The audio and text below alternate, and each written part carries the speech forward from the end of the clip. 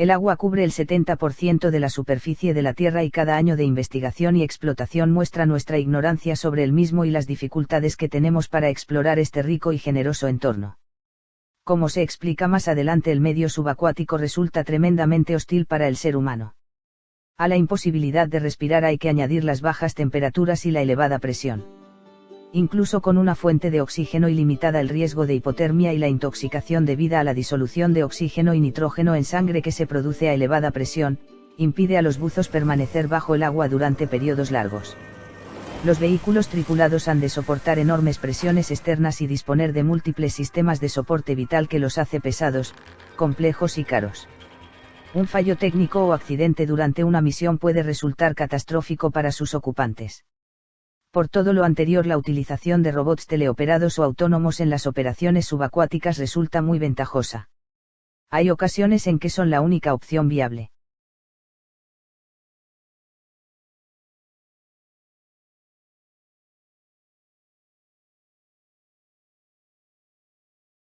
Desde siempre el océano y sus riquezas han animado a la gente a explorarlo y explotarlo con fines pacíficos o militares. Hay historias que afirman que Alejandro Magno usó campanas que al ser sumergidas retenían aire en su interior permitiendo respirar dentro de ellas, aunque su veracidad es cuestionada. En 1776 David Brusnell inventó la tortuga, el primer artefacto submarino en atacar un barco de superficie, iniciando así la historia de la guerra submarina. En 1960 Jacques Piccard y L.T. Don Valls tocaron el punto más profundo del planeta Tierra en la fosa de las Marianas a 10.900 metros de profundidad a bordo del batiscafo Trieste, y comprobaron que incluso allí hay vida. Estos aparatos demostraron que era posible superar los obstáculos técnicos de sus misiones. Su objetivo prioritario era proporcionar un entorno habitable a sus operadores. Prescindir de los tripulantes simplifica notablemente los requisitos técnicos relacionados con el soporte vital, pero compromete la autonomía del vehículo y reduce su eficacia. El primer ROV, vehículo operado remotamente, fue el Podle, construido en 1953. Los primeros en materializar su interés por los vehículos autónomos submarinos, AUV, vehículo submarino autónomo, fueron los ejércitos navales. Los primeros AUVs fueron desarrollados durante los 60 y los 70 por USA, Spurb, y Francia, Epaulard. El medio subacuático es muy hostil y plantea importantes dificultades al desarrollo de los robots. A continuación se comentan las principales. A. El agua. La densidad y viscosidad del agua hacen que resulte mucho más costoso moverse en su interior que en la atmósfera. B. La sal. En el caso concreto del agua del mar, la elevada conductividad puede fácilmente cortocircuitar los sistemas eléctricos y electrónicos. Además, por su salinidad, el medio marino es altamente corrosivo, por lo que se deben utilizar materiales resistentes a la corrosión. C. La presión. Cada 10 metros de profundidad la presión se incrementa en una atmósfera, por lo que su aumento es muy rápido. La necesidad de compartimentos estancos implica el diseño de estructuras muy robustas y pesadas, lo que dificulta el transporte del vehículo e incrementa el consumo energético de su sistema de propulsión. Las grandes presiones también dificultan el mantenimiento de la estanquidad de los compartimentos, ya que normalmente es necesario que estos estén conectados con el exterior, por ejemplo para la transmisión de señales eléctricas y de potencia. D. Flotabilidad. Como se explicó anteriormente, la elevada presión hace que los vehículos que operan en aguas profundas sean muy pesados, por lo que tendrán una tendencia muy elevada a sumergirse. Para evitarlo se han de añadir elementos flotadores como madera, poliestireno expandible, foam o gasolina. Cada uno de estos materiales tiene sus ventajas e inconvenientes. Las principales dificultades que se encuentran son la absorción de humedad y que al ser compresibles en mayor o menor medida su flotabilidad cambia con la profundidad, haciendo que el centro de flotación del vehículo cambie, con la complejidad adicional que esto supone para el control. Luz. La luz solar penetra pocos metros bajo la superficie, por lo que el robot ha de llevar su propia fuente de iluminación. Este hecho se agrava rápidamente con las partículas en suspensión. F. Temperatura. La temperatura del agua desciende con la profundidad, llegando a alcanzar valores medios de 2 grados centígrados. Temporalmente se pueden alcanzar valores menores de 0 grados centígrados sin llegar a producirse congelación debido a las sales en disolución. Esta temperatura puede afectar a la operación de algunos equipos como las baterías, por lo que puede requerirse un sistema de calefacción. G. Falta de fuentes de energía. La operación de los AUV está muy limitada por la disponibilidad de energía. Las fuentes utilizadas deben ser pequeñas, ligeras, almacenables en una vasija de presión o resistentes a la presión, deben funcionar a las bajas temperaturas del agua, producir pocas vibraciones y poco ruido, para no interferir con los instrumentos acústicos como el sonar. Además han de tener una alta fiabilidad y mantenimiento realizable en alta mar. Bajo el agua no hay aire disponible para motores de combustión, por lo que debe ser transportado. Apenas llega la luz solar incluso a pequeñas profundidades. Las fuentes de energía a considerar son: cable o cordón umbilical, baterías, motores de combustión, baterías de radioisótopos, pequeños reactores nucleares, pilas de combustible. H. No se pueden usar ondas de radio. Las ondas de radio no se transmiten bajo el agua, por tanto no pueden utilizarse para comunicarse con el barco de soporte. Los medios utilizados normalmente en las comunicaciones son: un cable o cordón umbilical conectado permanentemente al vehículo. Pero este cable perturba el comportamiento dinámico del vehículo y dificulta el control, especialmente cuando alcanza grandes longitudes. Ondas acústicas, aunque el ancho de banda de las comunicaciones acústicas está muy limitado. Y localización del vehículo. La localización del vehículo es fundamental para que pueda operar de forma autónoma y para la interpretación de mucha de la información que obtiene. Sin embargo, las ondas electromagnéticas no se transmiten dentro del agua, por lo que el sistema de posicionamiento global GPS no se puede utilizar. Los principales sistemas y métodos de localización utilizados son los siguientes. Sistema de navegación inercial. Acceder regularmente a la superficie para corregir la ubicación obtenida mediante el sistema de navegación inercial con el GPS. Utilización de ondas acústicas con referencia a boyas, al barco base o a otro sistema cuya posición es conocida. SLAM. Navegación basada en sensores. Posicionamiento basado en visión. Registro de velocidad que se puede obtener por diversos métodos. Tubo pitot. Rotor. Electromagnético. Doppler, DVL. J. Control del movimiento. En el medio acuático es habitual encontrar corrientes que arrastran al vehículo. Además, las fuerzas hidrodinámicas son no lineales. Para realizar la misión, el robot puede necesitar mantener una posición estable y seguir trayectorias concretas. Estos requisitos son difíciles de cumplir si la configuración es no holonómica.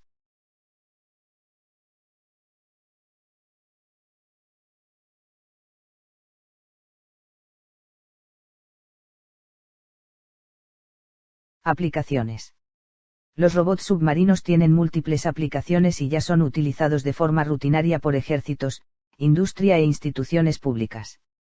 Las principales aplicaciones incluyen cartografía oceánica, construcción y mantenimiento de infraestructuras subacuáticas, militar, defensa, evaluación ambiental, arqueología, biología, etc. A. Usuarios privados. Los principales usuarios privados son las industrias de gas y petróleo. En la mayor parte de los casos se trata de robots que realizan tareas como taladrado, soldadura, manipulación de válvulas, conexión de cables, revisión de tuberías, batimetría, mediciones de profundidad, análisis acústico de sedimentos para instalación de tuberías, prospección de nuevos pozos de petróleo o de gas, inspección de piscinas de centrales nucleares. Uno de los retos para los próximos años es la extracción rentable de recursos. B. Marinas militares. Las marinas militares ya utilizan UUV, Unmanned Underwater Vehicles, en casi todos los conflictos militares del mundo. Existen planes que persiguen mejorar o desarrollar, entre otras, las siguientes capacidades: inteligencia, vigilancia y reconocimiento. Protección contra las minas. Guerra antisubmarina. Comunicaciones / nodos de redes de navegación. C. Protección civil. El creciente tráfico naval supone un reto para la vigilancia de costas y la seguridad de los puertos. Los robots submarinos pueden ayudar en numerosas tareas como inspección del casco de los barcos e instalaciones marinas, Ayudas a la navegación en los puertos. Control de actividades como tráfico de drogas o vertidos ilegales. Detección de tsunamis. Recuperación de cajas negras. D. Científicas. Los océanos siguen siendo grandes desconocidos. A continuación se presenta una lista de aplicaciones exitosas. Monitorización regular de marcadores bioquímicos en ubicaciones elegidas. Exploración bajo el hielo de los casquetes polares. Estudio de fumarolas hidrotermales, donde se encuentran formas de vida tan exóticas que sirven para estudiar posibles formas de vida en otros planetas. Exploración planetaria, se está estudiando la viabilidad del envío de misiones robóticas para explorar los lagos de metano de Titán, luna de Saturno, o bajo el hielo de la luna Europa del planeta Júpiter. Estas misiones plantean grandes dificultades como atravesar la capa de hielo de varios kilómetros, operación completamente autónoma y envío de resultados a la Tierra. Ocio. Existen en el mercado robots submarinos para uso más o menos lúdico, como OpenRob. Clasificación y configuraciones típicas. Los robots submarinos se suelen denominar UUV, Unmanned Underwater Vehicles, denominación que abarca los ROV, Remotely Operated Vehicles, y los AUV, Autonomous Underwater Vehicles. En este apartado también se hablará de los ASC, Autonomous Surface Crafts, que se diferencian de los anteriores en que operan en la superficie del agua. La misión para la que han sido diseñados los robots condiciona diferentes aspectos del robot. A continuación se presentan configuraciones típicas y se explican sus características y condicionantes principales. A vehículos operados remotamente, ROV. Están pensados para operar en áreas de tamaño reducido. Suelen disponer de brazos manipuladores operados en tiempo real a través de un cordón umbilical desde el barco o submarino nodriza. Los brazos manipuladores introducen perturbaciones que el sistema debe ser capaz de compensar, por lo que suelen ser isoactuados. Vehículos autónomos de intervención, IAUV. Son similares a los ROVs pero sin umbilical. Están conectados al barco nodriza por medios acústicos. A diferencia de los ROV, el vehículo transporta su propia fuente de energía, por lo que la gestión de la misma es más crítica. Debido a la limitación de ancho de banda de las comunicaciones acústicas, los tiempos de retardo son grandes. La teleoperación con retardos es un tema de investigación activo. Vehículos submarinos autónomos, AUV. Están pensados para realizar misiones de largo alcance. Son completamente autónomos, por lo que el robot debe ser capaz de tomar decisiones y gestionar situaciones imprevistas. Requieren un riguroso sistema de gestión de energía. Suelen ser subactuados y disponer de aletas de control. La seguridad es una cuestión primordial. De vehículos autónomos de superficie, ASC. Son la versión de superficie del UAV. Pueden utilizar el GPS. Están sometidos a perturbaciones como el viento y las olas, y están expuestos al tráfico. Planeadores. Utilizan un control de flotabilidad y alas fijas para avanzar alternando periodos de ascenso y descenso. Permiten largos periodos de funcionamiento a bajo coste. El control de flotabilidad se obtiene almacenando o liberando aire como lastre. Sistemas bioinspirados. Los seres vivos sugieren soluciones que en el medio natural han demostrado funcionar excepcionalmente bien, por ejemplo la elevada aceleración y maniobrabilidad de los peces conseguida solo con cambios de forma. Se plantean numerosas cuestiones teóricas que hoy son objeto de estudio, como técnicas especiales de modelado, pues las técnicas habituales de control basadas en la metodología Neptune-Eulero de tipo lagrangiano producen sistemas de ecuaciones complejos. Control del flujo local, medición del flujo fluido alrededor del cuerpo para optimizar el rendimiento propulsivo. GUV Platons, UVs cooperativos. La cooperación de UVs e incluso ASC incrementa la utilidad de estos sistemas. Los ASC pueden aprovechar el GPS, por lo que calculando la ubicación relativa entre los diferentes vehículos se simplifica el problema de posicionamiento. Las siguientes son características típicas de estos sistemas. Comunicaciones acústicas de pequeño ancho de banda. Coordinación de vehículos con configuraciones diferentes. Gestión eficiente de la información sobre el terreno. Los vehículos pueden compartir información, pero en comparación con los vehículos aéreos o terrestres, en la operación subacuática la ineficiencia de las comunicaciones acústicas obliga a realizar una gestión más eficiente de esta información. Sensores de navegación. A continuación se comentan los métodos y sensores utilizados con más frecuencia en los robots submarinos para obtener la posición del robot. Sistemas de tipo acústico. Compás magnético. Compás giroscópico. Compás giroscópico óptico. Unidad de medición inercial.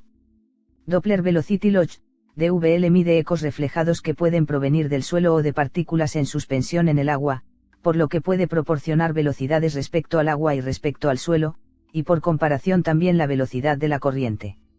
Sensores de presión, proporcionan una estimación de la profundidad sin deriva temporal. Conclusiones. Al igual que en la exploración espacial, el hecho de que el medio subacuático sea tan hostil para el ser humano y a la vez tan importante por su valor científico y económico, ha propiciado que la robótica submarina sea una tecnología bastante consolidada. Aún así todavía hay grandes retos que resolver para aumentar su implantación, entre los que destacan las comunicaciones, la navegación, la capacidad de operar con niveles mayores de autonomía y las fuentes de energía.